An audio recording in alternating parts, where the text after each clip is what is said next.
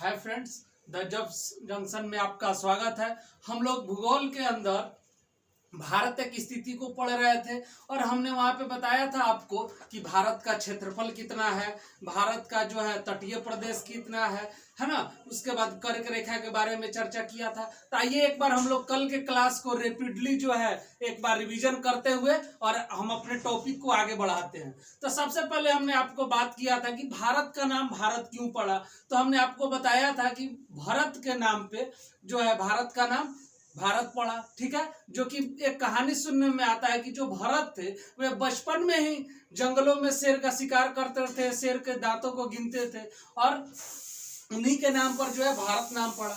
उसके बाद हमने बात किया था कि भारत का क्षेत्रफल कितना है।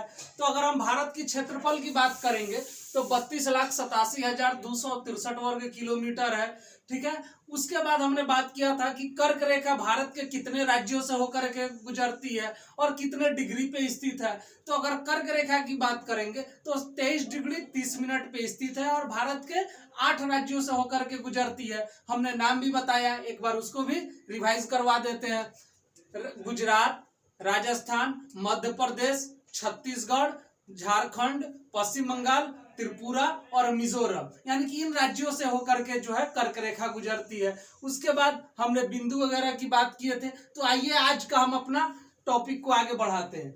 हम आज का जो हमारा मेन टॉपिक है वह IST यानी कि इंडियन स्टैंडर्ड टाइम। इसको हम लोग हिंदी में भारतीय मानक समय रेखा कहते हैं। यानी कि जो हम लोग टाइम देखते हैं इसका कोई फिक्स अमाउंट है या फिक्स जगह है जहां से इसको लोकेट किया जाता है या अपने मन से घड़ी के अनुसार कर लिया जाता है, ठीक ना। इन सब चीजों के बारे में हम लोग जानेंगे। अगर हम IST की बात करेंगे तो यह जो है GMT से यानी कि ग्रीनविच मीन टाइम से जो है 5.5 घंटा आगे रहता है और ग्रीनविच मीन टाइम जो है वह आपको इंग्लैंड में उसका मेन स्थान माना गया है 0 डिग्री पे, ठीक ना। और उससे जो है IST 5.5 घंटा आगे है, ठीक है। आगे हम लोग जानेंगे कि क्यों आगे है भाई।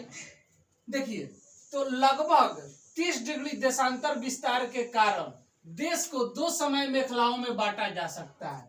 मतलब यहाँ पे जो हमारा पहली लाइन है वो क्या कह रहा है भाई कि जो भारत का जो देशांतर विस्तार है वह उसका डिफरेंस कितना है तो 30 डिग्री, यानी कि 30 डिग्री इधर 30 डिग्री उधर है ना, उसके बीच का डिफरेंस आ जाता है। जिसके वजह से हमें अलग अलग टाइम भी चाहे तो बना सकते हैं। यानी कि एक देश में जो है 2 टाइम 3 टाइम 9 टाइम 10 टाइम भी होते हैं। आगे हम लोग जानेंगे इसी में कि किस देश में कितने टाइम रहते हैं, ठीक है।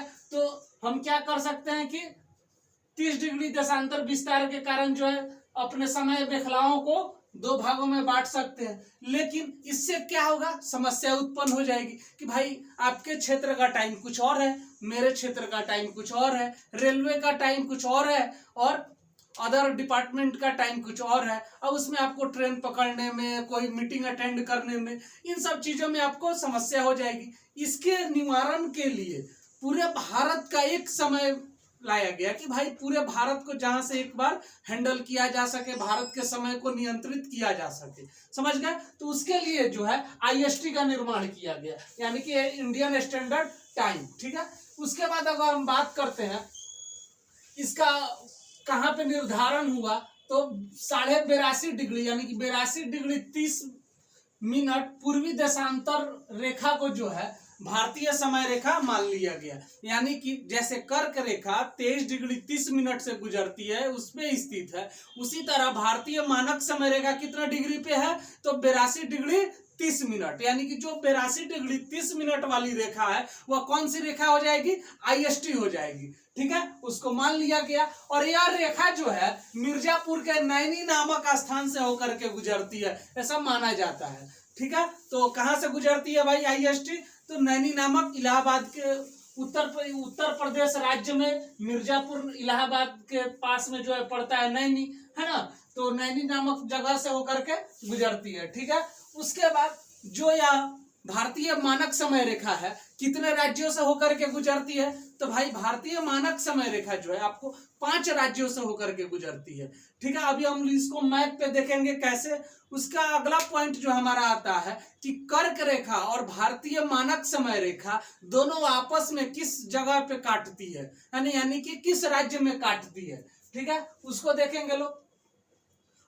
भारतीय मानक समय रेखा जो है कितने राज्यों से होकर के गुजरती है? तो अभी हमने चर्चा किया था कि जो भारतीय मानक समय यानी कि आईएसटी जो है भारत के 5 राज्यों से होकर के गुजरती है। जैसे कर्क रेखा जो है कि 8 राज्यों से होकर के गुजरती थी, उस तरह से भारतीय मानक समय 5 राज्य से। तो आइए देख लेते हैं कि वह 5 राज्य कौन कौन से हैं। तो उत्तर प्रदेश हो जाएगा भाई, उसके बाद मध्य प्रदेश हो जाएगा, छत्तीसगढ़ हो जाएगा, ओडिशा हो जाएगा और आंध्र प्रदेश से हो जाएगा। अभी हम लोग एक फाइनली मैप के तौर पे देखेंगे कि किस तरह से कर्क रेखा और आईएसटी दोनों एक दूसरे को काट रही है। कहां पे? छत्तीसगढ़ में। ठीक है, उसके बाद अगर हम बात करते हैं भारतीय मानक समय रेखा के बारे में, इसका चर्चा हमने पहले भी किया था कि भारतीय मानक समय रेखा ग्रीनविच यानी कि जीएमटी, इसका फुल फॉर्म होता है ग्रीनविच मीन टाइम, जो कि इंग्लैंड में 0 डिग्री पे जो है इसको डिसाइड किया गया है। इससे जो है 5.5 घंटा आगे है, यानी कि भारत का आईएसटी क्या है 5.5 घंटा आगे है। आप लोग इसका एग्जाम्पल देख सकते हैं, प्रतिदिन देखते हैं लेकिन ध्यान नहीं दिए हैं। भाई क्रिकेट देखते हो, विदेश में जो है फुटबॉल होते हैं, ओलंपिक होते हैं, जो भी गेम वगैरह देखते हैं, तो भाई क्या होता है, क्या तो हमारे यहाँ 9 बज रहा है, वहां पे 4 बजे भोरे में मैच शुरू हो गया, तो इसी का डिफरेंस के कारण होता है। समझ गए? अब अगर हम बात करते हैं कि देश की सबसे पूर्वी तथा सबसे पश्चिमी देशांतर रेखाओं के मध्य 30 डिग्री का अंतर है, जिसके कारण पूर्वी तथा पश्चिमी भागों के समय में 2 घंटे का अंतर पाया जाता है। मतलब जो भारत है, भारत का जो पश्चिमी देशांतर है और पूर्वी देशांतर है, उसके बीच का डिफरेंस कितना है? 30 डिग्री है। यानी कि जैसे हम लोग बात करते हैं कि हमारा कोचिंग है, स्कूल है या किसी का दोस्त है, तो दोस्त के घर से दोस्त का घर 2 किलोमीटर है, 1 किलोमीटर है, हमारी मापने की इकाई हो गई है ना। 5 मिनट लगता है, 10 मिनट जाने में लगता है, इस तरह से हम लोग मापते हैं। उसी तरह से भारत का पूर्वी क्षेत्र और पश्चिमी क्षेत्र के बीच का डिफरेंस कितना हो गया भाई? तो 30 डिग्री। और आपको पता होगा कि 1 डिग्री बराबर होता है 4 मिनट। ठीक है, 1 डिग्री बराबर 4 मिनट। तो यहाँ पे कितना है? 30 डिग्री है, तो 30 चौका 120, यानी कि और 1 घंटे होते हैं 60 मिनट का, तो 2 घंटा हो गया ना। तो इसीलिए प्रश्न हमेशा बनते हैं कि गुजरात और अरुणाचल प्रदेश के बीच जो 2 घंटे का समय का अंतर रहता है, किस कारण से रहता है? तो आप यहाँ पे बता सकते हो आराम से, सब्जेक्टिव भी लिखा जाएगा, ऑब्जेक्टिव भी रहेगा। उसके बाद हमारा जो पॉइंट है अगला, वह है मानक रेखा। ये वही आईएसटी मानक रेखा तथा कर्क रेखा आपस में एक दूसरे को छत्तीसगढ़ में काटती है, इसका हमने चर्चा किया था। ठीक है, तो आपको आईएसटी समझ में आया होगा। आईएसटी से रिलेटेड जितने भी महत्वपूर्ण तथ्य थे उसको हमने देखा। हाँ, 2 पॉइंट और देख लेते हैं हम लोग। जैसे हमने अभी बताया, भारत में जो है 2 समय रेखा को बांट सकते हैं, लेकिन हमने क्या किया, एक निकाल के ही समस्या का समाधान कर लिया। लेकिन ऐसा नहीं है कि हमने कर लिया तो सब कोई कर लिया। वैसे भी हम लोग भारतीय हैं, जुगाड़ू आदमी है, तो हम लोग कुछ भी कर सकते हैं, है ना। लेकिन सबके बस के बात नहीं है, इसलिए और सब जो अदर कंट्री है जैसे यूएसए हो गया, यूनाइटेड स्टेट ऑफ अमेरिका, है ना, वहां पे जो है 9 समय कटिबंध है। अगर रूस की बात करेंगे तो वहां पे 11 समय कटिबंध है। ठीक है, तो यहाँ पे क्या है, 11 तरीके का टाइम है, 11 जोन चलते हैं टाइम के लिए। कहीं 9 जोन चलते हैं अमेरिका में, रूस में 11 चलते हैं, लेकिन हमारा भारत में एक ही चलता है। उसको हमने हैंडल कर लिया, जो कि 82 डिग्री 30 मिनट पे जो है स्थित है। ठीक है, उसके बाद अगर हम बात करते हैं कि अगला महत्वपूर्ण पॉइंट क्या है, वह कि भारत एकमात्र ऐसा देश है जिसके नाम पर किसी महासागर का नाम पड़ा, वो है हिंद महासागर। यानी कि देखिए, भारत का दबदबा भाई जल में, थल में, वायु में, हर जगह स्थित है। समझ गए ना। तो इस तरह से भारतीय के नाम पर रख दिया गया हिंद महासागर। और हमने कल के वीडियो में बताया है कि हिंदुस्तान, हिंद किस तरह से नाम पड़ा, भारतीय का, भारत का नाम हिंदुस्तान, हिंद कैसे पड़ा, किसने दिया था। तो आप लोग पिछला वीडियो जरूर देखिए, ठीक ना। तो यहाँ पे क्या है भाई, भारत एकमात्र ऐसा देश है जिसके नाम पर किसी महासागर का नाम पड़ा, हिंद महासागर वह है। ठीक है, अब हम बात करते हैं कि भारत का जो है पूर्वी घाट और पश्चिमी घाट, अभी हम सब मैप बना करके आपको दिखाएंगे इसी क्लास में, है ना, कि पश्चिमी घाट किधर है, पूर्वी घाट किधर है, पश्चिमी क्षेत्र किधर है, भारत का पूर्वी क्षेत्र किधर है। कल भी हमने चर्चा किया था, आज भी चर्चा करेंगे। एकदम घबराना नहीं है, एकदम रट जाना है, जब तक तोड़ेंगे नहीं तब तक छोड़ेंगे नहीं। तो हम क्या बोले कि भारत का पूर्वी घाट तथा पश्चिमी घाट नीलगिरी के पहाड़ी में आकर के मिलते हैं, यानी कि पश्चिमी घाट ऐसे और पूर्वी घाट ऐसे, दोनों जो है कहाँ पे ज्वाइंट हुए भाई, तो नीलगिरी पहाड़ी के बीच। तो ये हमारा पॉइंट क्लियर हो गया। उसके बाद अगर हम बात करेंगे कि क्षेत्रफल की दृष्टि से भारत का सबसे बड़ा राज्य कौन है और क्षेत्रफल की दृष्टि से भारत का सबसे छोटा राज्य कौन है, तो अगर हम सबसे बड़े की बात करेंगे तो हो जाएगा आपका राजस्थान, अगर हम छोटा की बात करेंगे तो हो जाएगा गोवा। ठीक है, वो हो जाएगा आपका गोवा। तो भारत का सबसे बड़ा क्षेत्रफल की दृष्टि से कौन सा राज्य हो जाएगा, राजस्थान। और हमने हमारा जो है एक जो सीरीज चलता है स्टेट वाइज का, जिसमें प्रत्येक स्टेट का प्रत्येक स्पेशल जितना पॉइंट्स होते हैं उसको देखा जाता है, तो वहाँ पे आपको क्लियर पता चल जाएगा राजस्थान का क्षेत्रफल कितना है और सभी जितने भी महत्वपूर्ण पॉइंट्स है। ठीक है, तो ये हो गया। उसके बाद अगर हम बात करते हैं कि क्षेत्रफल की दृष्टि से सबसे बड़ा यूनियन टेरिटरी, यहाँ पे हमने यूटी लिखा है शॉर्ट फॉर्म में, यूनियन टेरिटरी यानी कि इसको हिंदी में केंद्र शासित प्रदेश कहते हैं। और हमने कल के वीडियो में चर्चा किया था कि भारत में जो है 28 राज्य एवं 8 केंद्र शासित प्रदेश है। तो क्षेत्रफल की दृष्टि से सबसे बड़ा जो यूनियन टेरिटरी है, केंद्र शासित प्रदेश है, वह है आपका लद्दाख, तथा सबसे छोटा जो है वह है आपका लक्षद्वीप। क्लियर है, सबसे बड़ा कौन हो जाएगा, लद्दाख, और सबसे छोटा लक्षद्वीप। अब हम बात कर लेते हैं कि जनसंख्या की दृष्टि से, है ना, कहाँ पे सबसे ज्यादा लोग रहते हैं। तो अगर हम जनसंख्या की दृष्टि से भारत का सबसे बड़ा राज्य की बात करेंगे तो चलना पड़ेगा हमको बाबा के नगरी यानी कि उत्तर प्रदेश में, है ना। मुस्कुराइए, आप उत्तर प्रदेश में हैं। ठीक है, तो जनसंख्या की दृष्टि से सबसे बड़ा राज्य उत्तर प्रदेश। अगर हम सबसे कम की बात करेंगे वो हो जाएगा आपका सिक्किम। जनसंख्या की दृष्टि से सबसे छोटा राज्य सिक्किम हो जाएगा। अब भाई केंद्र शासित प्रदेश का भी देख लेते हैं कि कौन सा केंद्र शासित प्रदेश जनसंख्या की दृष्टि में बड़ा है, कौन छोटा है। अगर हम बात करेंगे केंद्र शासित प्रदेश की जनसंख्या की दृष्टि से, वह हो जाएगा आपका दिल्ली, और सबसे छोटा वही लक्षद्वीप हो जाएगा। तो यहाँ पे हमने 4 पॉइंट को देखा। भारत का जो है क्षेत्रफल के अनुसार सबसे बड़ा राज्य राजस्थान, सबसे छोटा राज्य गोवा।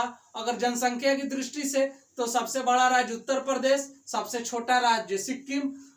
उसके बाद अगर हमने क्षेत्रफल के अनुसार केंद्र शासित प्रदेश को देखा तो वह सबसे बड़ा हो जाएगा लद्दाख और सबसे छोटा हो जाएगा लक्षद्वीप। अगर हम जनसंख्या की दृष्टि से बात करेंगे तो हमारा दिल्ली हो जाएगा सबसे बड़ा और सबसे छोटा हो जाएगा लक्षद्वीप। आइए अब हम अगले पॉइंट्स पे बढ़ते हैं। अगला जो हमारा पॉइंट्स है वह है उत्तर प्रदेश एकमात्र ऐसा राज्य है, यानी कि यूनियन टेरिटरी यानी कि राज्य और केंद्र शासित प्रदेशों में एक वैसा राज्य है उत्तर प्रदेश जिसकी सीमा 8 राज्यों तथा एक केंद्र शासित प्रदेश दिल्ली से जुड़ी हुई है। मतलब पूरे भारत में चाहे वो राज्य हो या केंद्र शासित प्रदेश हो, इसमें सबसे एकमात्र एक अलग राज्य है वह है उत्तर प्रदेश, जिसकी सीमा 8 राज्यों के साथ मिलती है और एक केंद्र शासित प्रदेश के साथ मिलती है। वह केंद्र शासित प्रदेश कौन होगा, दिल्ली हो जाएगा। ठीक है, उसके बाद हम बात करते हैं कि उत्तर प्रदेश का जो 8 राज्यों के साथ सीमा लगता है उसमें सबसे ज्यादा किसके साथ लगता है और सबसे कम किसके साथ लगता है ना। तो अगर सबसे ज्यादा की बात किया जाएगा तो हो जाएगा आपको मध्य प्रदेश, हो जाएगा आपका मध्य प्रदेश। और सबसे कम की बात किया जाएगा तो हो जाएगा वह हो जाएगा हिमाचल प्रदेश। क्लियर है, तो सबसे ज्यादा हो जाएगा मध्य प्रदेश और सबसे कम हिमाचल प्रदेश। उसके बाद यूपी से रिलेटेड ही एक बहुत ही महत्वपूर्ण पॉइंट है कि उत्तर प्रदेश का एक जिला है वह है आपको सोनभद्र। वह जिला एकमात्र देश का ऐसा जिला है जो 4 राज्यों के साथ सीमा स्पर्श करता है। मतलब उत्तर प्रदेश का सोनभद्र नामक जिला जो है वह 4 राज्यों के साथ सीमा साझा करता है, मतलब उससे 4 राज्य सटे हुए हैं, है ना। तो कौन कौन से राज्य हो जाएंगे भाई, तो छत्तीसगढ़, मध्य प्रदेश, बिहार और झारखंड, यानी कि चारों राज्यों, मतलब सोनभद्र जाओ, इन चारों राज्यों में घुस जाओ, इधर से घुसो इधर से निकलो, इधर से घुसो इधर से निकलो, ठीक है। ये चीज क्लियर हो गया। उसके बाद हम बात करते हैं तटीय प्रदेश के, यानी कि तट रेखा के। तट रेखा या तटीय प्रदेश कहिए या समुद्र से सटे राज्य कहिए। अगर हम समुद्र से सटे हुए राज्य की बात करेंगे तो उसका चर्चा हमने कल भी किया था और आज भी कर रहे हैं, आज थोड़ा डिटेल से कर रहे हैं, है ना। तो भारत में जो है 9 राज्य तथा 4 यूनियन टेरिटरी यानी कि केंद्र शासित प्रदेश समुद्र के साथ सीमा साझा करते हैं, जिसमें सबसे ज्यादा गुजरात है और सबसे कम गोवा है। यानी कि भारत के तटीय प्रदेशों की संख्या की बात किया जाएगा, अगर राज्य में किया जाएगा तो टोटल 9 राज्य हो जाएंगे और केंद्र शासित प्रदेश में किया जाएगा तो टोटल 4 हो जाएंगे। और भाई हम देख लेते हैं कि कौन कौन से 9 राज्य हैं और कौन कौन से 4 केंद्र शासित प्रदेश हैं। क्लियर है। तो आइए अगर हम राज्य की बात करेंगे तो गुजरात, महाराष्ट्र, गोवा, कर्नाटक, केरल, तमिलनाडु, आंध्र प्रदेश, ओडिशा और पश्चिम बंगाल, ये टोटल 9 राज्य होगा जो कि समुद्र के साथ सीमा साझा करते हैं। और 4 जो यूनियन टेरिटरी है यानी कि केंद्र शासित प्रदेश है वह हो जाएंगे आपको अंडमान निकोबार, लक्षद्वीप, दादर नगर हवेली तथा दमन और दीव, ठीक है, और पुडुचेरी, यानी कि 4 हो गए, एक अंडमान हो गया, एक लक्षद्वीप हो गया और दादर और नगर हवेली तथा दमन को एक साथ मिला दिया गया तो तीसरा ये हो जाएगा और पुडुचेरी जो है चौथा हो जाएगा। तो आइए पुडुचेरी के बारे में हम लोग दो महत्वपूर्ण पॉइंट। पुडुचेरी जो है भारत का एकमात्र वैसा केंद्र शासित प्रदेश है जो 3 राज्यों के अंतर्गत आता है। वह कौन कौन सा हो जाएगा, तो यनम एक स्थान है पुडुचेरी का जो कि आंध्र प्रदेश के अंतर्गत आता है। उसके बाद दूसरा जो है कराईकल जो कि तमिलनाडु के अंतर्गत आता है। तीसरा जो है वो आपका माहे है जो कि केरल के अंतर्गत आता है। और इसका जो है अगला जो महत्वपूर्ण पॉइंट्स है उसको हम लोग अगले वीडियो में देखेंगे। और अभी तक अगर आपने द जॉब्स जंक्शन चैनल को सब्सक्राइब नहीं किया है तो उसको जल्दी से कीजिए। धन्यवाद।